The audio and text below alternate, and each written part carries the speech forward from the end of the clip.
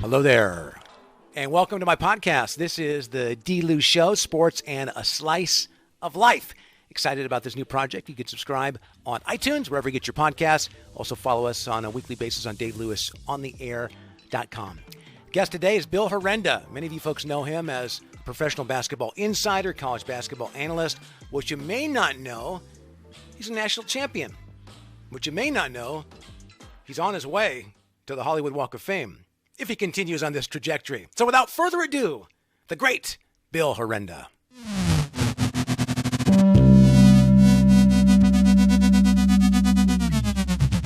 I've got you as an NBA contributor, college basketball analyst, morning sports anchor on KFBK Sacramento, and also aspiring hand model. Have I got that right? That's right. Yes, you got it. Hey, for those who follow Bill Herenda on Twitter, you've got massive admiration for Hubie Brown. You're always quoting his telecasts and making notes about what Hubie said about this and that. What is it about him as a basketball guy that you find so enticing? Well, you know what, Dave? You'll not be surprised that I'm so shallow. The fact that he's from New Jersey, number one, is near and dear to my heart. But no, I just think that, like so many people, my affinity for Hubie stems from his ability to stay away from obfuscation, and that being making the simple complex. He keeps it so simple and explains the game in terms that are easily digestible and understandable. The breadth and depth of his knowledge, the preparation that comes through the passion for, now an octogenarian with so much energy and love for the game, I find myself gravitating towards games that he's broadcasting. Say when you have a choice during the regular season, I'll actually watch a game that he's doing. And I think this may be the number one reason why I'm such a big Hubie Brown guy, is that every time I watch a game or I listen to a podcast that he's on, I'm learning something about the game that I didn't know prior. So, and I think it's that insatiable desire to, improve as a broadcaster, to learn the game that really drives my respect for Hubie. And I know that I'm not alone in that. And I also find him, just entertaining just from the standpoint of the diction, some of the like late in the game. You'll appreciate this. The other night with Oklahoma City and Utah, he's like, so can somebody foul somebody here? He's like, in a gym or a schoolyard with some very familiar refrains. So that's in part why I'm such a big Hubie student of the professor, as I call him. And I do call him the professor that you stay to listen to after the class bell has rung. That's pretty high praise. Now, do you try to incorporate some of those techniques in what you do? I've worked with you in college basketball, St. Mary's, and some high school stuff as well. So do you feel like you're a Hubie protege? Well, I think so. And here's what I try to do is definitely give Hubie credit for things that are, either statistics or things that he'll track that he owns. You know what I mean? Like if he owns it, then I'll definitely give him credit for it. For example, if you define pace as simply the number of possessions per game, and that's a beautiful, simplistic description of it that I learned from Mike Fratello. And then Hubie Brown frequently says, if you play at a slow pace, what's so important? Shooting a high percentage, because possessions are not in abundance. They're so few. So, you know what, Dave? So what I'll do is certainly give Hubie Brown credit, or Mike Fratello, or Tim Capstraw, the Brooklyn Nets radio analyst that I love to listen to, along with Chris Carino, the great play-by-play guy there, all friends of mine. Give them credit. But I think where the improvement comes from is in the preparation. And some of the things that, if you listen to different podcasts that Hubie has done, he'll delve into his preparation for the games, which, one quick example is simply to have historical knowledge of the matchup in case the game is a blowout. So we can look up at the rafters and see Greg Bunch's jersey or Reggie Theus's jersey in case the game gets away from us and there's other topics that we can cover to engage the viewer. And again, to me, there's just nothing bigger than the game. Hubie's not bigger than the game. We're certainly not bigger than the game. It's the game itself. So I think where I most incorporate things is in, yes, learning about the game and translating that and incorporating it, but also I think it's taken my preparation to probably, I've always cared deeply about it, but probably to a more effective level in what I've learned from him and from others too. And take about maybe 75% of it and never get it in the game, which a lot of times we happen. In case we do get to a blowout, then you get to bring in some of those nuggets.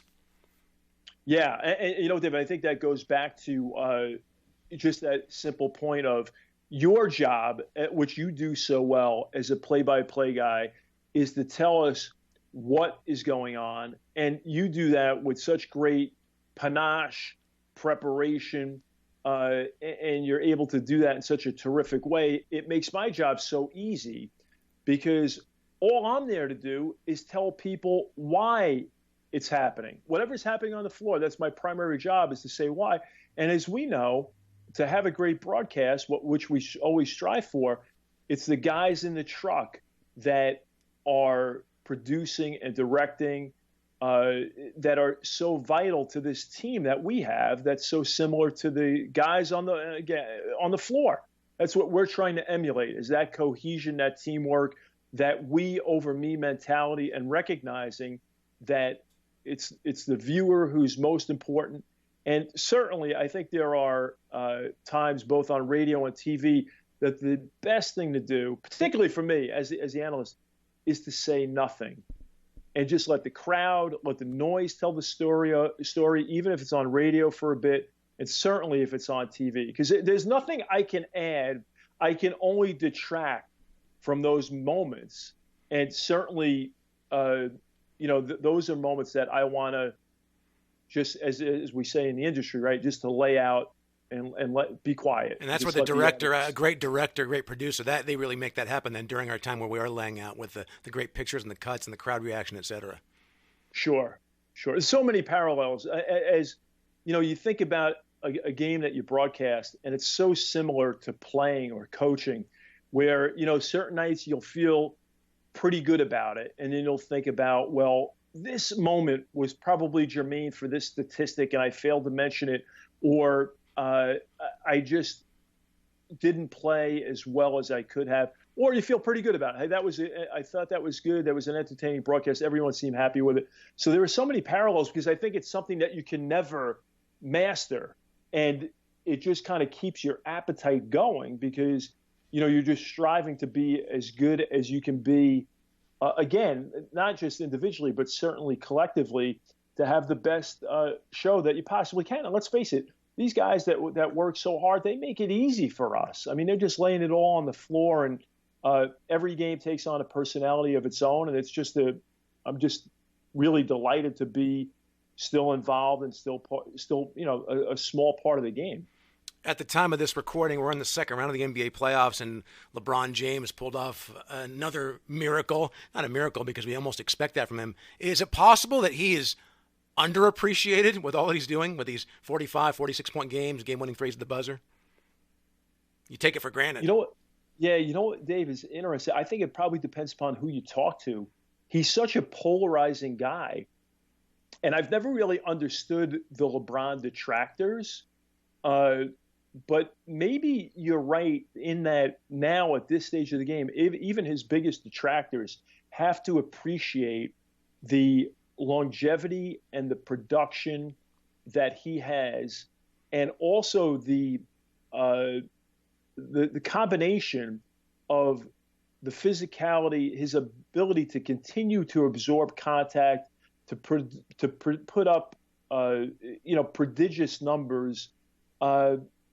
I think he probably is underappreciated, and when he will be fully appreciated is probably that first season that he's not around, because he is, I don't know if once in a generation is the right term, or, but he's certainly one of the elites to ever play, if not the best to play the game. And what he does on pretty much a regular basis is absolutely phenomenal. I mean, even I pride myself on having a strong vocabulary, run out of superlatives when it comes to LeBron.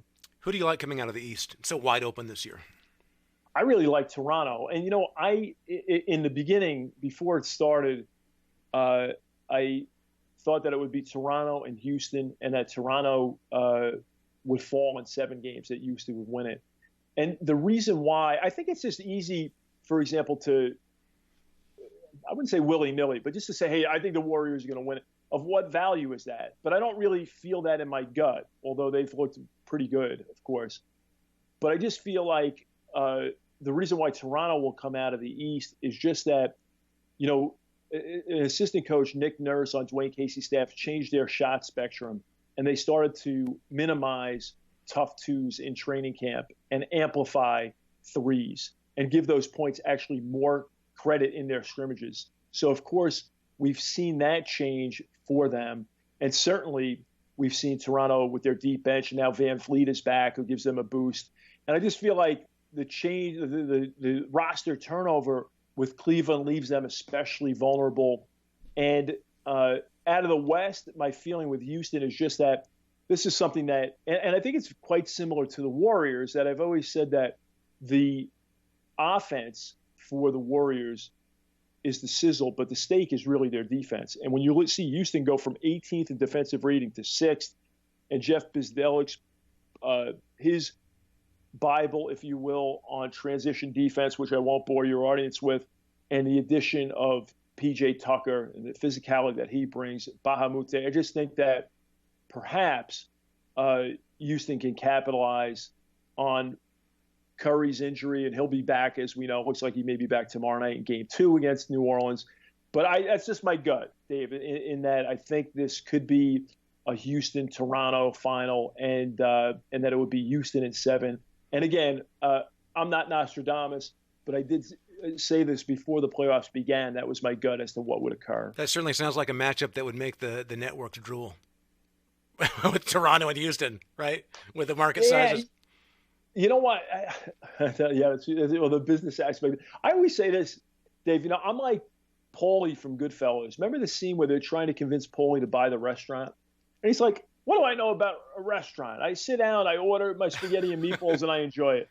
So, like, all this business stuff, ratings and this, that, and everything, is really, like, over my head. So I think that, obviously there's so many intriguing teams and matchups, and injuries play a big part of it, of course. And, that's one of Hubie Brown's big deals in the playoffs, of course, is, can you play? Are you injury-free?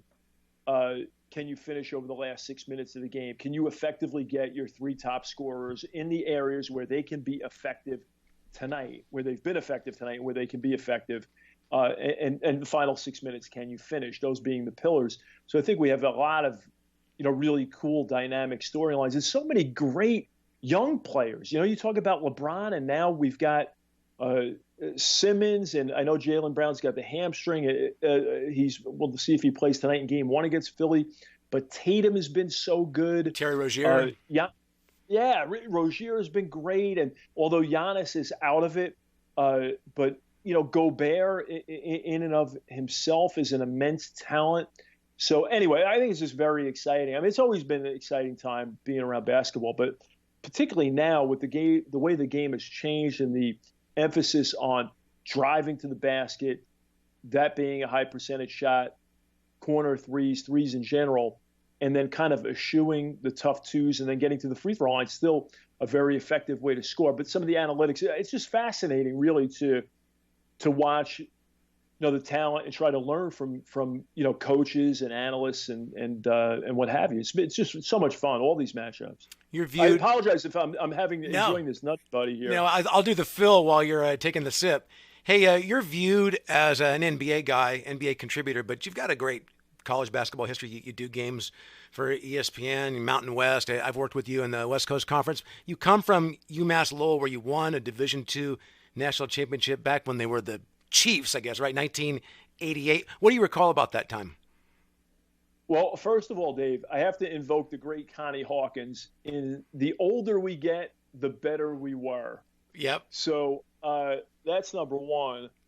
No, you know what? I was just always really fortunate. I played high school basketball at St. Peter's Prep in Jersey City for one of the all-time great coaches in Jerry Halligan, who, kind of before there was Bob Hurley, it was Jerry Halligan and other great coaches. But Jerry was absolutely terrific, an absolute father figure for me and my teammates. And, so we had great players there, from Gavin Cummings to John Stokes to Carlton Rogers to Arvin Todd to Ernie Redwine. And I'll get in trouble here. You always leave somebody out, right? Yeah. But we had great players, great kids at Prep, and it was a terrific league. And, we were playing against guys like David Rivers, who was at St. Anthony's and played at Notre Dame and for the Lakers, and Kenny Wilson at Villanova, and Patty Laguerre at St. Mary's, and Kenny Coleman, who went to Jacksonville and New Haven, and Darrell Wilson at Ferris, who went to Florida State. So I found myself playing with and competing against some terrific players. And, you'd scrimmage at White Eagle Hall. Coach Hurley was so magnanimous to allow us to come over to the bingo hall that was legendary in Jersey City, even though we didn't go to St. Anthony's, but go in there and scrimmage. And at that time, you'd looking to be Digger Phelps and Raleigh Massimino and, all these college coaches, and you'd be playing against the best in the city.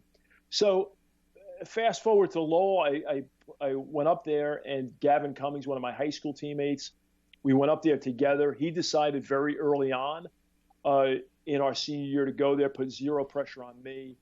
I was actually considering going to Columbia, but I couldn't get in.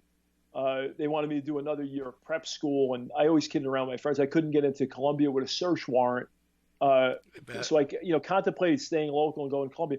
But again, at Lowell, it worked out great. Great players. Leo Parent was the MAC Freshman of the Year at Manhattan, played for Gordy Chiesa, and transferred back to Lowell for family and academic and basketball reasons.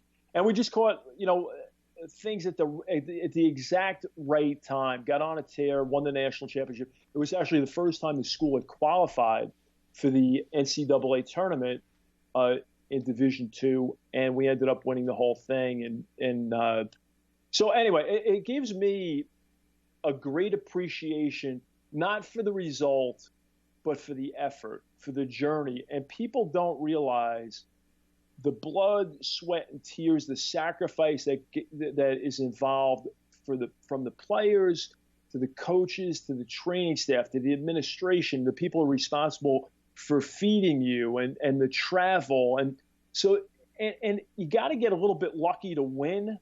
And so anyway, for me, it just kind of boils down to how much I love and admire the process and all the people that are involved with that. So anyway, so yeah, it gives me, I think, really good perspective on what it's like to coach, because my brother was actually an assistant coach up there for 2 years, and one of those was my freshman year at Lowell, and he's been a longtime college coach, is now a head coach at FDU. And then there were guys from that era like Steve Clifford, now the erstwhile Charlotte Hornets head coach, who was just fired, Tom Thibodeau, the current Timberwolves assistant coach, Bill Bano, who I played against, is an assistant with Nate McMillan at Indiana. So anyway, so it just gives me great pride to see these guys succeed and do well, and I think it gives me a good appreciation for players and what their lives are like and what it's like to prepare and kind of try to be impervious to the distractions and focus on the task at hand for those, 40 minutes or 48 minutes.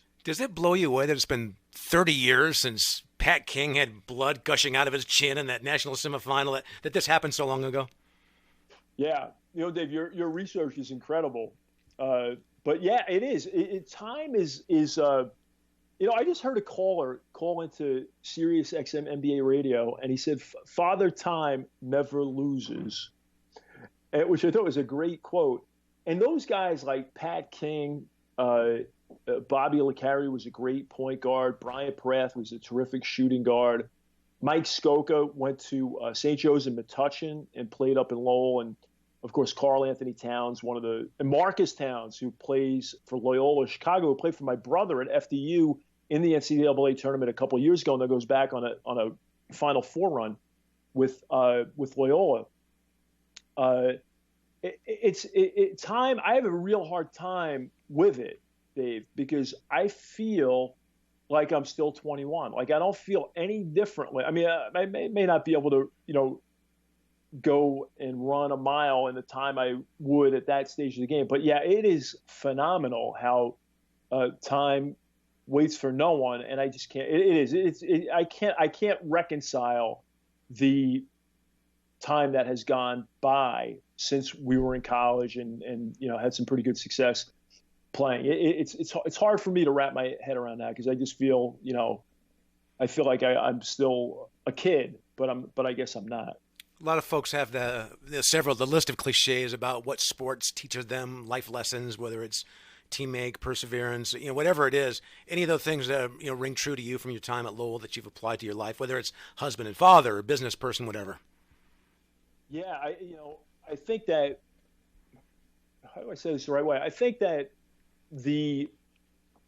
at that stage of the game, that was your identity. You know what I mean? Like your game was your identity, and the success or lack thereof was how you defined yourself. And I'm okay with that because I think that you have to have absolute commitment to be good at it, to be, so you have to have that type of confidence. And you talk about pro players, and you've got to have that type of confidence to get to that level.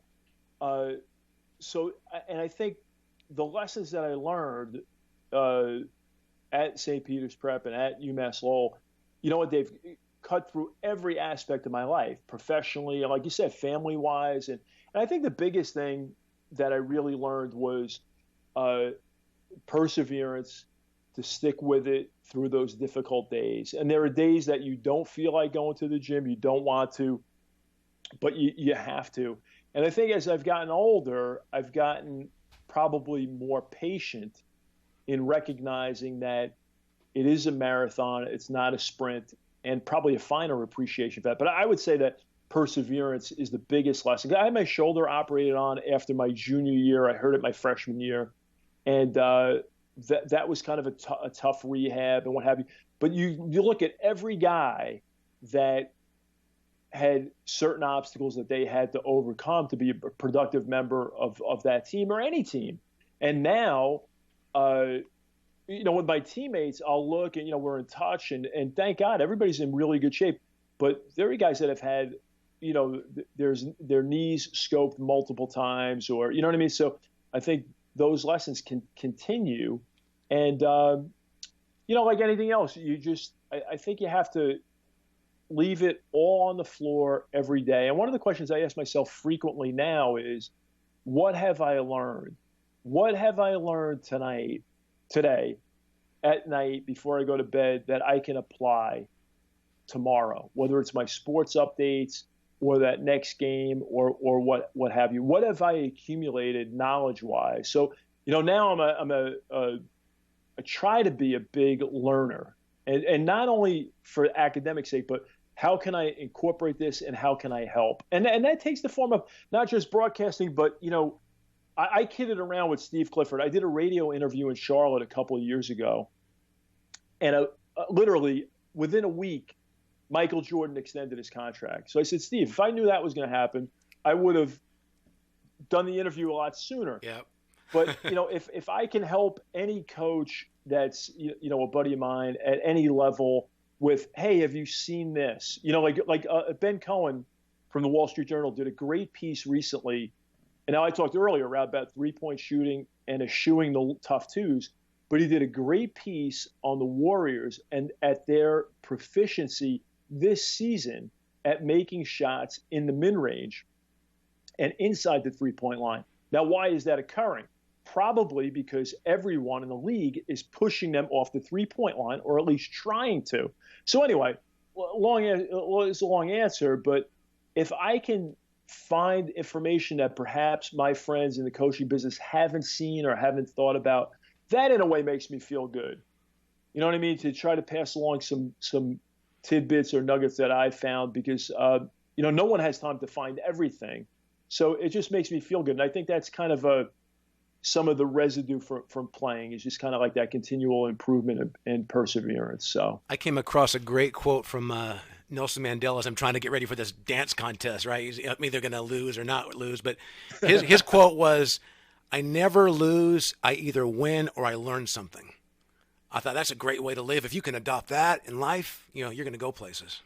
That is terrific. That's perfect, Dave. I love it. I love it. You keep that one in mind. You're I think a Renaissance guy. You've spent some time in Hollywood, so you're not just an announcer and an NBA analyst, but you're a body double, hand model. Get us up to speed on what you're doing with that, Bill Herenda. You know what, Dave? I have done some of that stuff, and it's kind of interesting. I did a commercial I was a body double for a golfer, and part of it was the fact that I had to make some putts. Now I golf. I'm not a great golfer, but I love the game. I love it, and I don't play that often, but I do love it. But I guess what struck me about this aspect of the world is just the punctilious nature of how these commercials are shot. So, how do I say it the right way? Like, for example, I'm going to look up that word, by the way, while you go ahead and continue. Punctilious. And Dave, I am probably killing your audience. What was it? Edward Bennett Williams, the owner of the Washington Redskins, told George Allen. He spoke about George Allen. He said, "I gave him an unlimited expense account, and he exceeded it." I feel like I'm doing that with my answers for you. But for example, Dave, if you watch a commercial and showing great attention to detail or correct behavior, there you go, punctilious. There you go. But there's such a great attention to that. And for example, if there's a shot with, say, someone pressing an elevator button or putting, right, or anything that involves your hands, you have to kind of reenact how the primary person that you're body doubling for initiated that action so that it's consistent and there's continuity in the shot. So anyway, those things I find quite interesting and challenging to do. And as you've done, like some voiceover work, that creates its own set of fun and opportunity and challenges and what have you.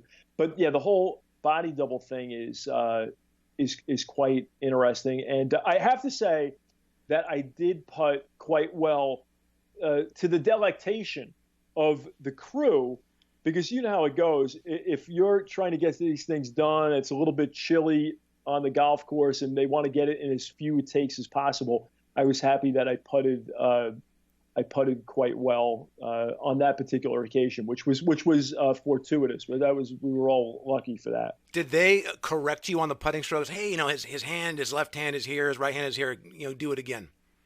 No, you know what, Dave? Ironically, that part of it, I didn't get any instruction. However, there were, for example, if I had to, for example, take the ball. This is a good question. Good question. Here's a good example. I had to take the ball out of the cup with kneeling, and you know how it goes. You never kneel on a golf course. Like, you know what I mean? Your knee doesn't hit the green. You know what I mean? But you kind of kneel down to get the ball. So I had to kneel, get the ball with my right, take the flag stick with my left, put it in with my left. You know what I'm saying? That's amazing. So there I got specific coaching. So it's just kind of wild, like some things that you never think of. And now you know how it goes. Now I think I'm an expert. I'll watch commercials and I'll say, well, hey, that may have been a body double in that particular shot. Now I'm a director. Now I'm Scorsese, right? I did a little bit of work. Well, but anyway, it's fun to, I think and here, I mean, come on. I'm preaching to the choir as someone who's been in movies and what have you. But it has been fun to just kind of dabble in some different things that are a little bit broader and outside of, just the basketball or sports realm. So how do you get picked as a body double? I mean, did you have to take off your shirt and they say, hey, you look just like him? No, you know what? I think in this particular case, Dave, you can relate to this. I think it's just height, build, like all those basic things. You know what I mean? Does that make sense? So listen, I think in everything in life, and I guess the older I get, the more I appreciate this, you just got to be you. You just got to be you and let the chips fall where they may. And for something like that, though, I think in the eyes of the casting people, I think it's really more, certainly if I was going to be a body double for a cello player, okay, maybe I get excluded early on because I don't have a lot of musical talent or ability. And, so in other words, I think you've got to be able to putt in a kind of a natural way. Like, you know what I mean? Like, I wouldn't be able to grab a cello and in a way that a musician would grab it. You know what I mean? So I think that there are those attributes that, height, build, I didn't have to worry about any voice situation here, but those are kind of the type of things. And I think they just kind of, try to match you up as best as possible. If you could be the ultimate body double, who would you sub for? I'm not interested in that now, Dave. I'm interested in who's going to body double for me. Oh, yeah. No. Who would you body double for? I mean, I look right now at your resume. It says you were the body double for The Rock in San Andreas. Is that true? I sign all these NDAs. I can't say who I was right. body double for. Well, here's another one. Brad Pitt in Thelma and Louise. That was you? Well, hey, anything's possible. I'll neither confirm nor deny. Yeah, right. Hey, I'm trying to think of who, like, De Niro. Automatically, I think of De Niro. My favorite movie scene of all time is, Dave? My favorite movie scene of all time is The Godfather, when Pacino has got the jaw wired, right? The cop has popped him, and he's sitting in the chair, and he says, and I won't do the whole thing because I can't. I don't have it by memory. But he says, oh, they want to meet, right? They want to meet with me in a public place. They go on. And notice how the camera zooms in on Pacino. And then ultimately, right, he says, I'll kill them both. And then Sonny's like, oh, a big college boy in a fancy suit. You're going to get your brains on your suit. Bada bing, bada boom. This is not, the war. But anyway, so if I had to think of body doubles or who I'd body double for, could I body double for De Niro or Pacino? Those are the guys that or James Caan. Those are the guys that I automatically gravitate towards, in my mind at least. What about romantic comedies? Let's say Hugh Grant in Notting Hill. You're in front of Julia Roberts, and she says, "I'm just a girl standing in front of a boy asking him to love her." Yeah, I don't know. I'm not sure if I'm ready to go there yet. Yeah. But, it's funny. Before we even got into this, I got into Goodfellas, right, and Paulie with the restaurant. So yeah, I'm not sure if I'm ready to tackle romantic comedies yet. Well, that one I haven't seen, so I don't know. But hey, why put a ceiling on anything? What about Dirty Dancing, Patrick Swayze?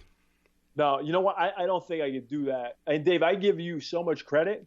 I mean, you look terrific. And like you said, was it Gandhi you quoted earlier? That was Mandela. Mandela. So like, Dave, if you don't win, you and your partner, like you said, you have learned a lot. You look great. What a tremendous, I'm so excited for you.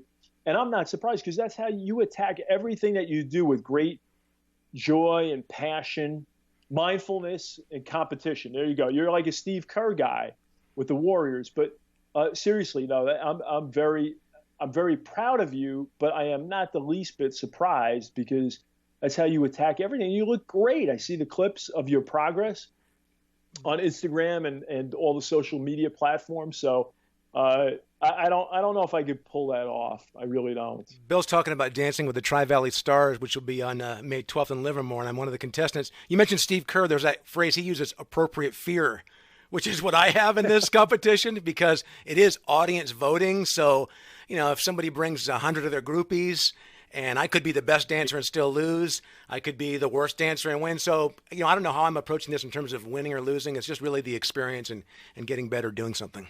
Yeah, exactly. And you know what, Dave? I'm remiss. We talked about UMass Lowell earlier, and I mentioned my high school coach, Jerry Halligan. I played for Don Doucette at UMass Lowell, who was a terrific coach, and he went on to coach North Carolina Asheville, who we had this season against St. Mary's, and Chaminade and other places. And, listen, at the time, we didn't always see eye to eye. You know what I mean? We would butt heads and what have you. But I really owe a ton to Coach Doucette, Paul Faison, John Paganetti, who are all part of the staff there at UMass Lowell. And, he was kind of, like we mentioned earlier, Thibodeau and Clifford. And then before that, it was like John Killalay, who was a New England guy, who was an assistant with the Milwaukee Bucks.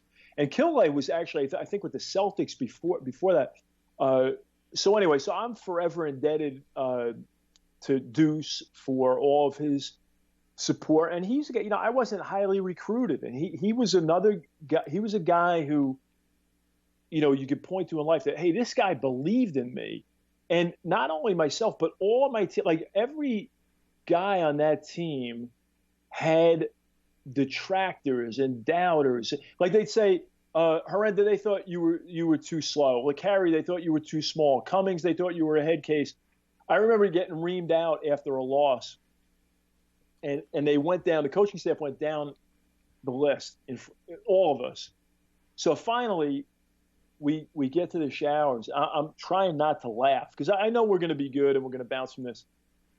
But I'm trying not to laugh. And finally, we get to the locker room and to the showers where I'm at it. They can't hear us. And I'm like, hey, they may have been right about everybody, but Cummings, they may have been wrong about everybody, but they were right about you. You are a head case. But so that was just another, I think, lesson is that, you've got to have, that impervious nature. You got to believe in yourself individually and collectively that we can get this done. I think that was another major lesson there because, we just weren't heavily recruited, but a lot of sniffs for sure, but there was just that, I don't know, a little bit of trepidation from a lot of the quote experts. So that's a very gratifying feeling when you're still playing and a lot of people that passed on you are, headed to the golf course. So that's another, kind of a good feeling. So next time I talk to you, you mentioned, teamwork and all this stuff with your experience, and in life, you need your team, you need your family, you need your wife and your daughter. And I love your family. I can't wait to talk to you next time about, maybe strategy that I can maybe pull a nugget out of as a husband or father, and also some college basketball stuff since we're connected with St. Mary's and about the future of mid-majors, et cetera. So agree to come on again, please. Dave, anytime. My pleasure. This has been terrific, and I look forward to seeing you in the dance competition and seeing you with your with all of your guests. I think it's a great forum for people to see you in a different way, right? In a more relaxed way that doesn't have the time constraints with your other work. And again, I don't think you'll have many guests as loquacious as I am. And we'll all be watching today. But thanks so much for having me. It's been a blast. Anytime. So follow Bill Herenda on Twitter at Bill Herenda. What about Facebook or Instagram? Yeah, I'm on there, Dave. Yeah, just I believe Instagram is just at Bill Herenda as well. And if you do a quick search on Facebook, you'll find me. I'm not exactly sure what. I am on there, though, so I'm kind of ubiquitous throughout the social media stuff and trying to – that's the other thing, Dave, too, just trying to share whatever I can learn. And if that makes somebody's day a little bit better, knowing what the keys could be for the Celtics and the Sixers tonight, that they're both top 5 in defensive rating, and the Celtics are top 10 in not only three-point field goal percentage, but attempts and makes. Anything that kind of, maybe folks find value in that and they can enjoy the game more, I'm happy to provide. So that's a little bit of a sample or slice of what you may see on my Twitter page and Twitter account. Well, you've made my day better just by spending a few minutes to talk. So I appreciate it, my friend. You're too kind. My pleasure, Dave. Anytime. It's been a lot of fun. Thanks to Bill Herenda, and thank you for listening. We'll talk to you next time.